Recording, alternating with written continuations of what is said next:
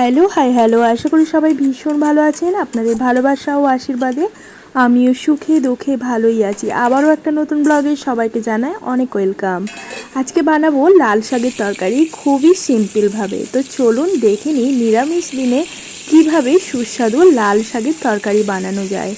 আমি এখানে কুমড়ো, বেগুন, আলু এইভাবে চৌকো চৌকো করে কেটে ভালোভাবে ধুয়ে সর্ষের তেলে ভেজে নিচ্ছি লাল লাল করে। আর অবশ্যই কমেন্টের মাধ্যমে জানাবেন কারা কারা এইভাবে লাল শাকের তরকারি বানিয়ে থাকেন।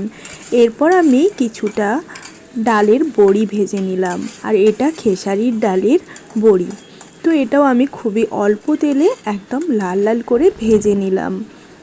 এরপর আমি মশলা রেডি করে নিলাম, আদা, জিরে, কাঁচা লঙ্কা বাটা দিয়ে।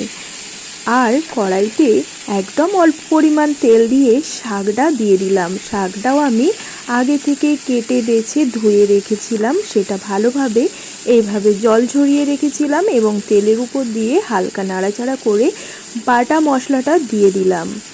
এটা খেতে কিন্তু খুবই সুস্বাদু হয়। নিরামিষের দিন কিন্তু পেঁয়াজ, আদা, রসুন ছাড়া এইভাবে লাল শাকের তরকারি বানিয়ে ফেলতে পারেন, অসাধারণ স্বাদের। এরপর ভেজে রাখা সবজিগুলো দিয়ে দিলাম, পরিমাণ অনুযায়ী লবণ দিলাম এবং হলুদ গুঁড়ো পাউডার, লঙ্কা গুঁড়ো পাউডার দিয়ে দিলাম। বেশি মশলা দেওয়ার দরকার নেই, যেগুলো আমাদের সমস্ত রান্নাতেই দরকার পড়ে সেইগুলো দিয়েই কিন্তু এই রান্নাটা হয়ে যাবে। এরপর আমি একটু কালো সর্ষে আর পোস্ত বেটে নিলাম।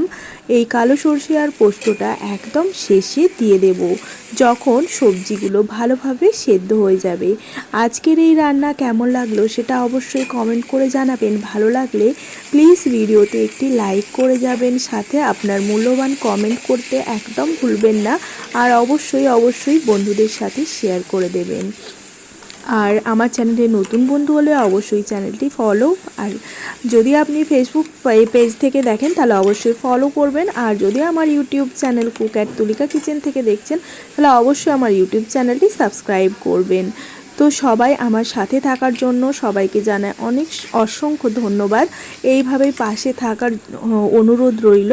তো আমি এখানে দেখুন পোস্ত বাটাটা দিয়ে দিলাম এবং অল্প পরিমাণ জল দিয়ে আরও কিছুক্ষণ নাড়াচাড়া করার পর ওপর থেকে অল্প একটু চিনি ছড়িয়ে এইটা ভালোভাবে রেডি করে নেব তরকারিটা এইভাবে। তো আজকের এই সবজি রান্নাটা কেমন লাগলো সেটা অবশ্যই কিন্তু কমেন্টে জানাবেন। ভালো লাগলে লাইক করে দেবেন। আজকের ব্লগ এই অবধিই থাকলো। এই ধরনের আরও নতুন নতুন ব্লগ দেখতে থাকুন আর অবশ্যই পাশে থাকুন।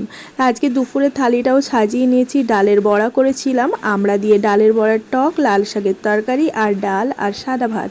By bye to all of you. সবাই খুব ভালো থাকবেন।